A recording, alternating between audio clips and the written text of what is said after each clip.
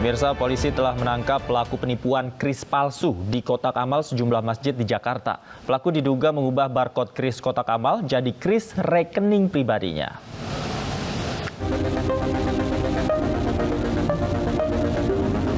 Pasca viralnya seorang pria di media sosial dengan sengaja menukar barcode kris palsu di kotak amal di Masjid kawasan Blok M, Jakarta Selatan, polisi telah menangkap pelaku Selasa dini hari.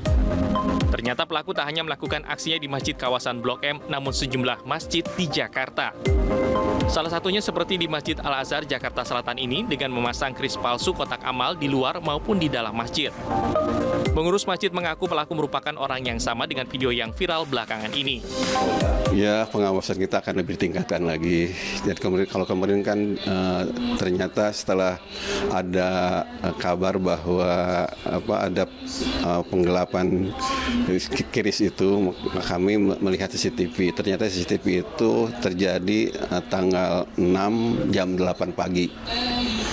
Jadi ini barengan juga dengan Blok M berarti? Iya, kalau informasi dari Blok M itu katanya jam 10. Mungkin kesini dulu dia kayaknya. Sementara itu di media sosial beredar tangkapan gambar dari seseorang yang mengaku sebagai orang yang melakukan penukaran barcode kris di sejumlah masjid di Jakarta. Menurutnya aksi yang dilakukannya itu sebagai bagian dari proyek pemeriksaan. Tim Liputan iNews melaporkan. Dan untuk membahas lebih lanjut terkait pemalsuan kris di sejumlah masjid, sudah bergabung bersama kami Kabid Humas Polda Metro Jaya, Kombes Pol Truno Yudo Wisnu Andiko. Selamat sore, Pak Truno Yudo.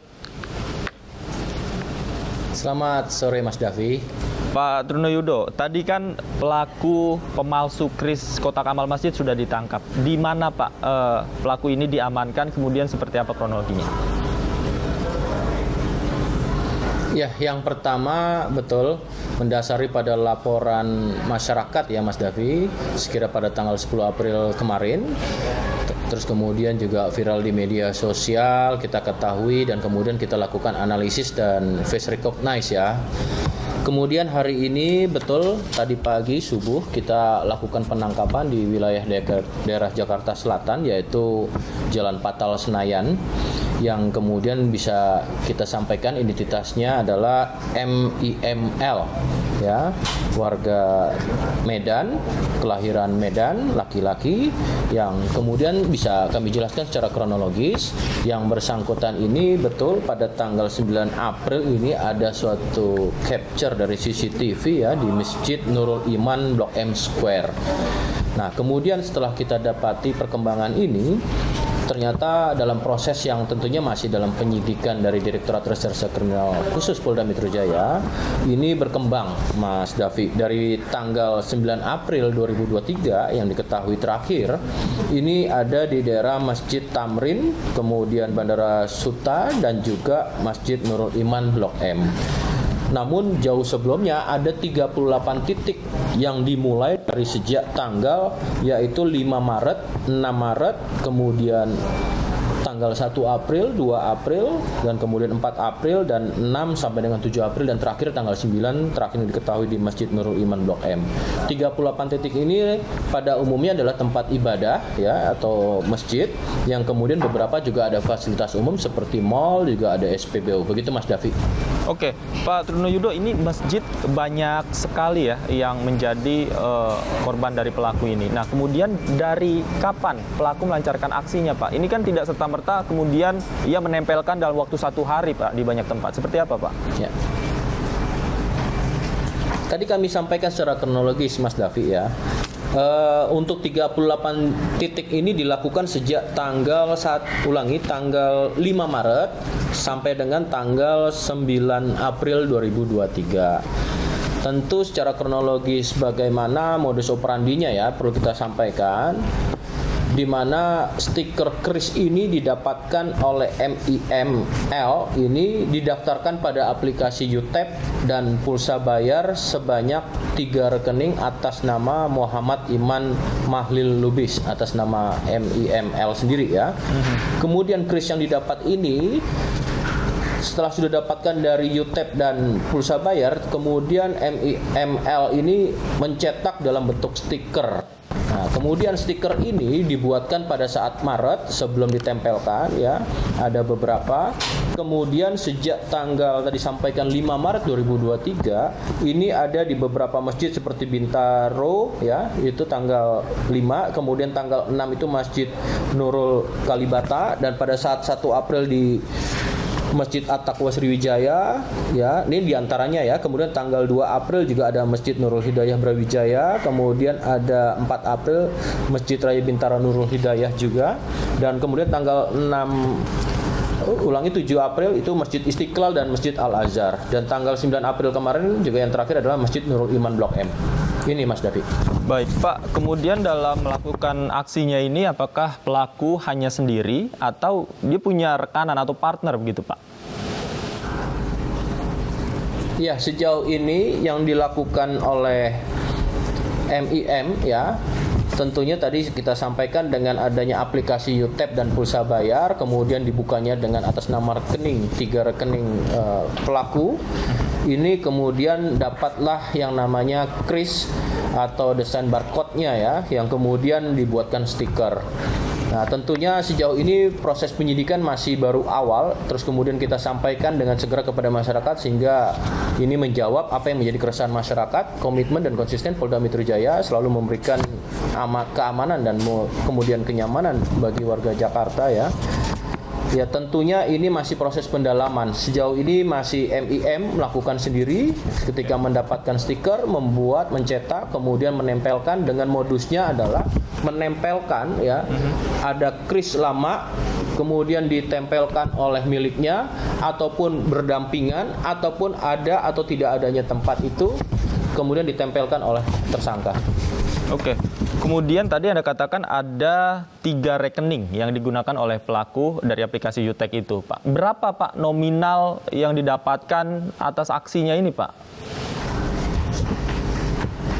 Ya, ini tadi kami sampaikan. Begitu ada laporan kemarin ya, tanggal 10 April, Polda Metro Jaya bersama-sama dari Direktorat Reserse Kriminal Khusus Polda Metro Jaya dan Polres Metro Jakarta Selatan, karena awal ini dilaporkan di Polres Jakarta Selatan, ya.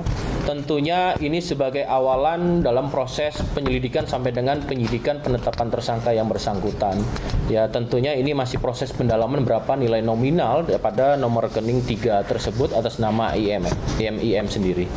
Oke, Pak Trunoyudo, kemudian yang menarik adalah masjidnya ini rata-rata berada di wilayah Jakarta Selatan. Apakah pelaku sudah mengincar atau memetakan lokasi-lokasi mana saja tempat aksinya dilancarkan, atau memang secara random dia memilih tempat untuk ditempelkan kris palsu ini, Pak? Ya, sejauh ini masih kita proses pendalaman ya, Mas Davi. Polda Metro Jaya masih melihat lagi ada barang bukti beberapa lembar 1 bendel, itu ada kris yang belum ditempelkan, artinya ada rencana di tempat lain.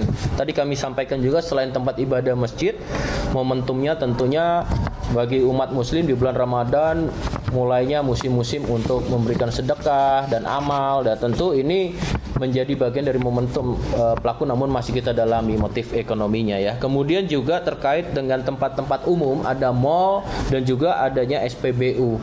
Tentu ini masih proses pendalaman, apakah ini memang sudah menjadi target khusus ataukah memang ini secara random, namun momentumnya memang mengambilnya ada pada saat bulan Ramadan. Oke, kalau untuk profil dari pelaku sendiri seperti apa sih, Pak? Karena tadi juga memiliki akses untuk mengakses aplikasi UTAP, kemudian mencetak kris, seperti apa, Pak, sebenarnya? Ya, tentunya Polda Metro Jaya dalam setiap pengungkapan kasus akan melakukan kolaborasi interprofesi ya. Ada beberapa secara regulasi ya, ketentuan terkait dengan mekanisme bagaimana mengkreat atau mendapatkan suatu barcode kris ya. Tentu ini akan dilakukan kolaborasi baik dari penyidik Direktorat Reserse Kriminal Khusus Polda Metro Jaya dengan beberapa lembaga yang tentunya ini, atau dengan beberapa asosiasi ya, ada asosiasi juga yang tentunya akan kita lakukan kolaborasi untuk koordinasi dan mengkomunikasikan dalam proses pengungkapan ini lebih dalam. Oke, Pak Trunoyudo, terakhir Pak, jika memang modus-modus seperti ini juga ditemukan di kemudian hari, Pak, khususnya ini kan menjelang Idul Fitri, Pak, barangkali mungkin modus serupa juga akan terjadi. Apa yang harus dilakukan, Pak, pertama kali oleh pengurus masjid utamanya, Pak? Ya, tentunya perkembangan kejahatan juga beradaptasi dengan setiap perkembangan teknologi dan komunikasi yang ada ya. Dengan adanya layanan transaksi keuangan secara digital, tentu ini sebenarnya adalah mempermudah. Namun dalam aksi ini tentu menjadi modus yang baru ya, tentunya apabila memang ini ada menjadi suatu bagian daripada pengelolaan tempat, termasuk tempat ibadah ya, tentunya ini ada suatu pengelolaan secara keamanan dan kemudian sosialisasi. Dan kemudian tadi saya sampaikan juga modus orang ini kan tidak lagi meminta izin kepada pemilik pengelolaan tempat ya, sehingga ini menjadikan suatu niat dia bagaimana mengelabui atau kamuflase melakukan suatu pidananya, sehingga orang yang akan melakukan amalan kemudian akan lari kepada rekening pribadi yang bersangkutan atau pelaku. Maka kami menghimbau ya, dengan perkembangan yang ada teknologi ini justru harusnya adalah mempermudah.